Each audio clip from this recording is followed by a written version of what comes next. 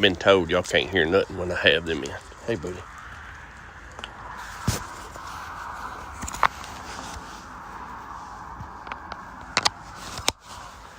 Morning. Look at that sun popping out. Well, I tell you, this morning, when that sun started, it was so beautiful.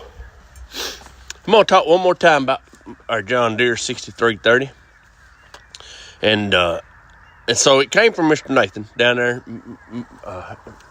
and kind of come out of the weeds. We're kind of restoring it. I told y'all, every time we kind of get it going, it seems like something else was wrong. Last fall, I was trying to plow with it, and I could plow for about 15 or 20 minutes.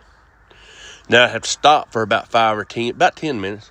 Then it got to where I could plow for a good 30, 45 to an hour, and then I had to stop for 15.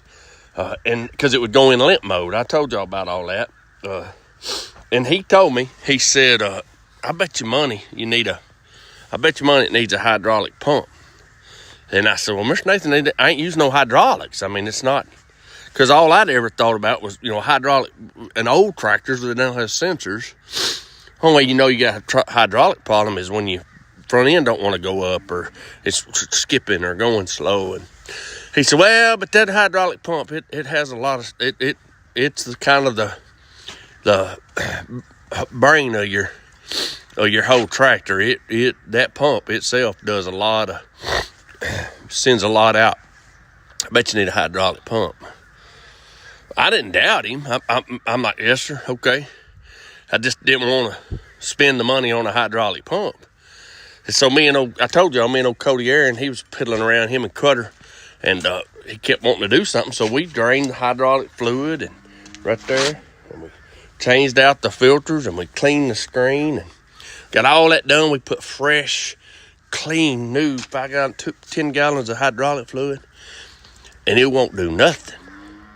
Nothing. It'll crank. It'll sit there and purr like a kitten, but it won't pick up that loader. It won't move nothing. And so we called a mechanic, and Mr. Mechanic come by here yesterday. He wasn't here 2 minutes. You know what he said? He said, I don't even know. When we couldn't get it to crank, couldn't get nothing to moving. He told us to try this and try that. He said, more than likely, you got a weak pump. And I went, golly, that's exactly what Mr. Nathan's been telling me.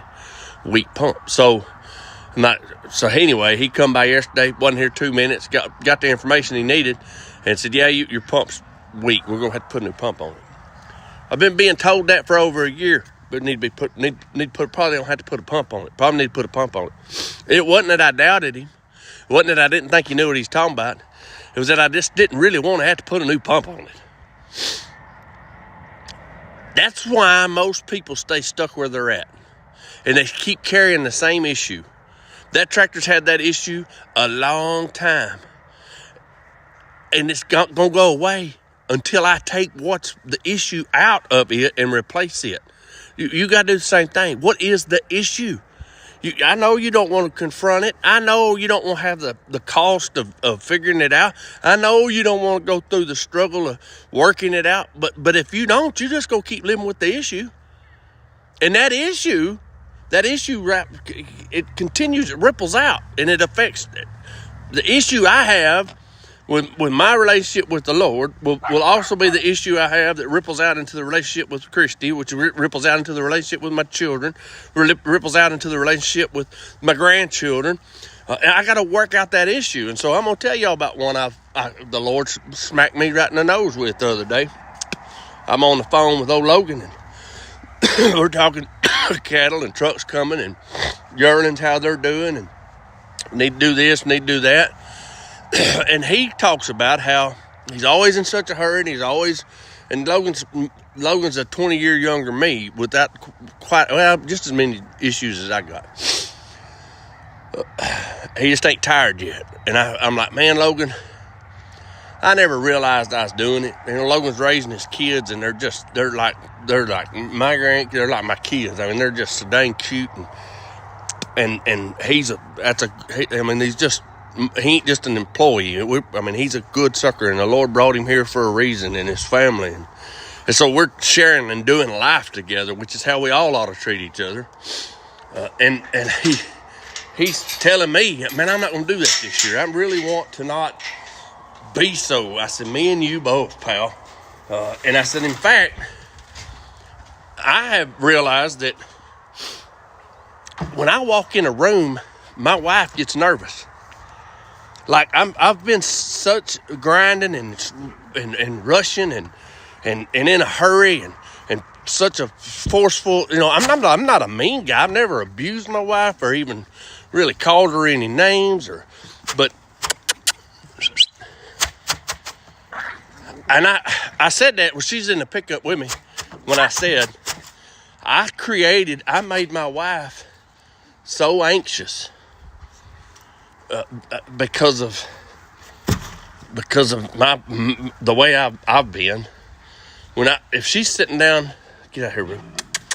If she's sitting enjoying a cup of coffee, and I walk in the house, she feel like she better get up and get busy doing something.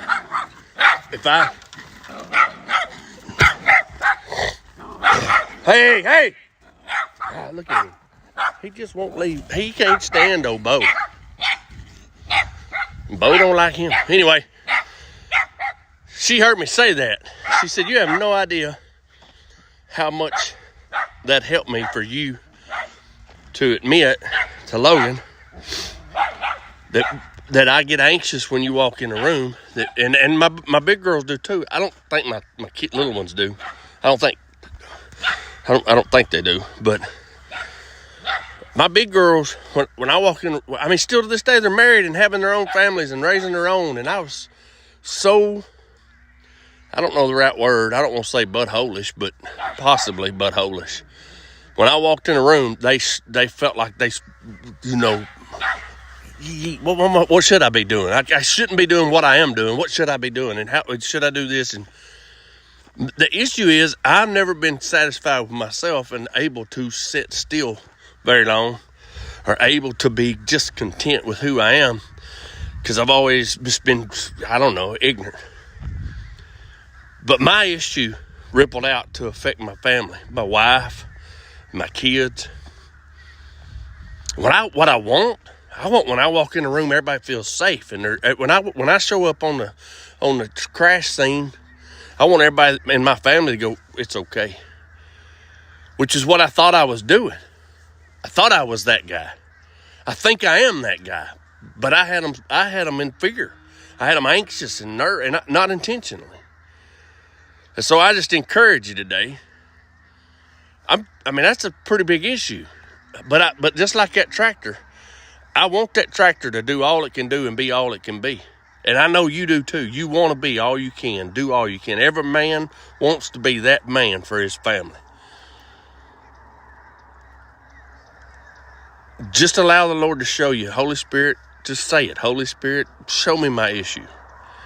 The issue that I have that's in my life that has a ripple effect that affects others. Show me and give me the courage to do something with it. To trust you with it, to confess it, to admit it, to move forward from it. I don't know. Just going to share that today. Hope you have a great day.